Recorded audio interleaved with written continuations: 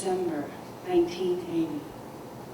I awoke, sat up straight, and I looked around. I was still with my brothers and sister, so I lay back down. It must have been midday, and I was 9 years old. With my eyes still closed, I could feel things familiar, like my sister next to me, with her leg draped heavy on mine. It was comforting. And my brother on my right side, his breathing. He breathed as if he didn't have a care in the world. Me, my mom, my dad, my 6 brothers and sisters, our arms, our legs, our bodies, strewn across that floor like pickup sticks. But it smelled different. That morning, the strange smells mixed with the familiar scents of my brothers and sisters. Those strange scents entered my nostrils, swirling around, trying to make sense of what is it they found? Nothing. I didn't recognize the scents. I couldn't smell the sweet earth. I could no longer smell the pine. I could no longer smell open fire or burlap. We had a lot of burlap. That's what the rice came in, 100-pound bags. And no one ever threw away burlap bags. They were reusable. We had rice for breakfast, we had rice for lunch, we had rice for dinner, more rice, more rice, more rice. If there was no rice, we didn't consider it a meal. The burlap bag that the rice came in, depending on the quality of batch, the batch quality of rice that reached a remote mountainside, could be holding just a few rice hulls, or it could be peppered with the rice hulls.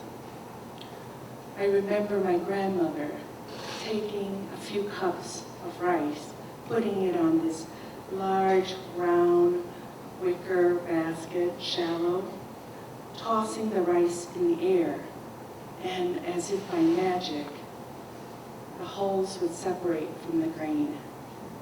Every mother did that, and it was a familiar sight.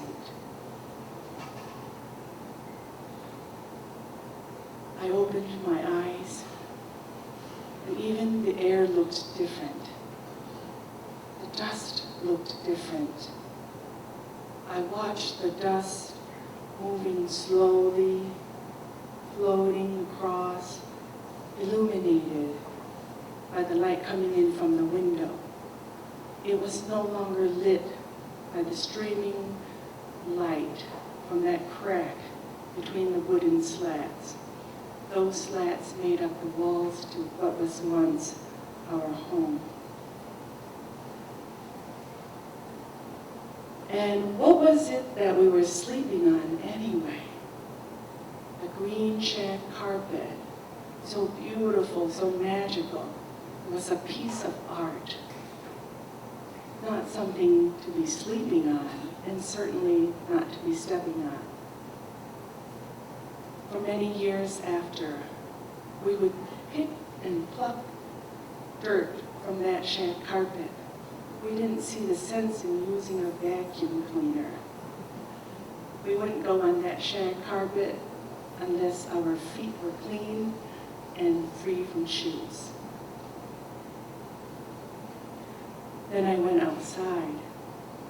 There was snow, beautiful snow.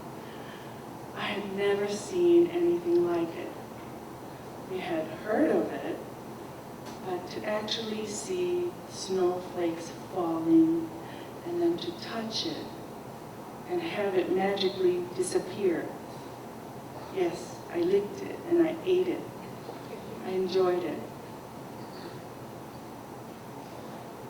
That was December 15, 1980.